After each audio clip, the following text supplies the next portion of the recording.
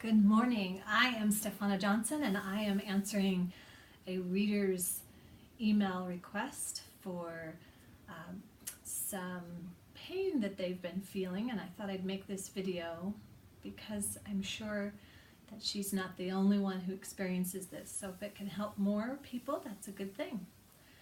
The area that this reader wanted to find out about was pain in the ribs when they're breathing, having a difficult time breathing, and what happened, either they sneezed and the muscles tightened and spasmed, so then after that, every time they breathe, there's pain. And what's really interesting about the ribs is that the intercostal muscles, so all the muscles, there's an internal set and there's an external set of intercostal, they crisscross. So we might be having pain in a specific area and we think it's right here, but it refers pain, or that pain actually could be referral pain. And that is definitely something that happens often, especially in the ribs, because there are all those muscles that are crisscrossing. And the first thing that I want to say is we want to make sure that we're aligned as much as possible. And when you're in pain, it's difficult sometimes to get good alignment, but we want to try to get to that place.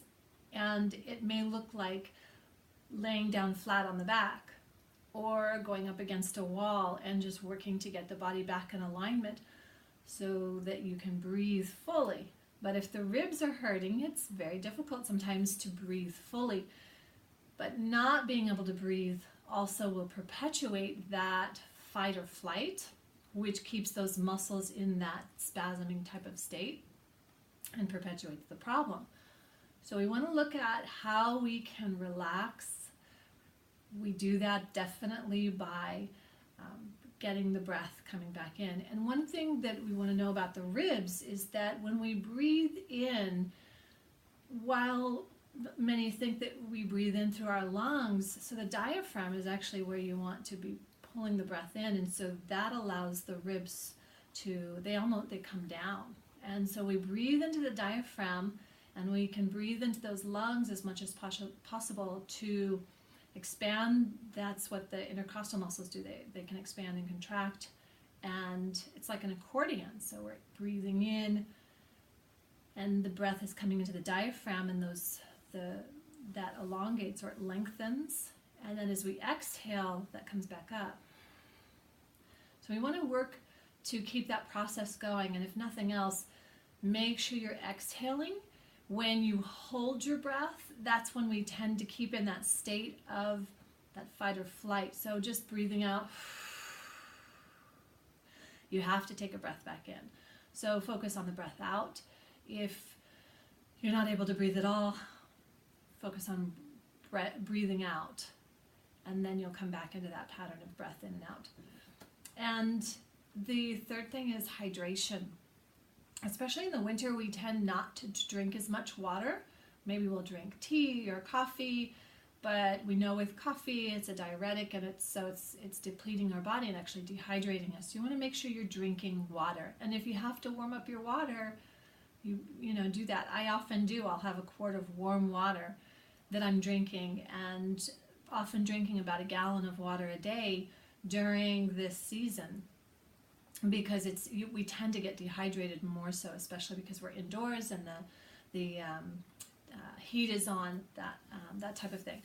All right, so I'm going to show you a few exercises or movements that you can do. They're not really exercises, because if you have pain and you have something like a spasm or not knowing what it is, so I'm not diagnosing, I don't know exactly what your pain would be, but if you're having difficulty because you have maybe a muscle spasm or something's going on in there, we know that there's referral points. So there's points down at the lower part of the ribs, and if that's coming from the thoracic lower, then we would work down in this area. But for this specific request, it was coming upper and front. So it could probably be coming from the deltoids.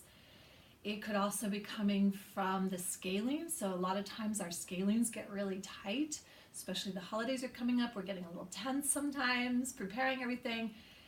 and the scalenes get tight, or the mastoid, these muscles in through the neck can get tightened. So that pulls everything. If you think of fabric and you pull on a thread that's frayed, and you just go in there, it's a hang thread, and you pull on it, but it ravels or it puckers all the rest of the fabric. It's very similar to the muscles. All of these the tissue in the body, they're so connected. So if we have one area that's super tight up here, it could pull all of this out and really cause that pain, because the muscles are compressing nerves. It's usually what's happening when there's pain like that, especially if it's just if it's acute.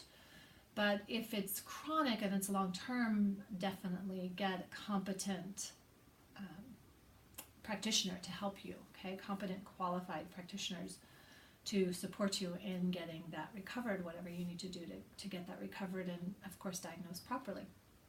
So this exercise is what I would do for the upper. And you can lay down. If you are only doing it yourself, then this is how I would do it. We want to create space from these ribs. So if we're collapsed and we're out of alignment, that perpetuates it. So we want to create space and we want to get alignment. So I would extend my arm if I were able to do that. And I would make sure I'm in alignment. So my back is straight, my core is engaged, and I'm just going to extend in a lateral way. So I'm extending the space from my ribs and my waist. So around my hip, my pelvis is stable, but I'm extending. And then I'm taking a deep breath in the diaphragm and extending just a little bit further. I'm staying relaxed in that and not tensing the muscles around my back.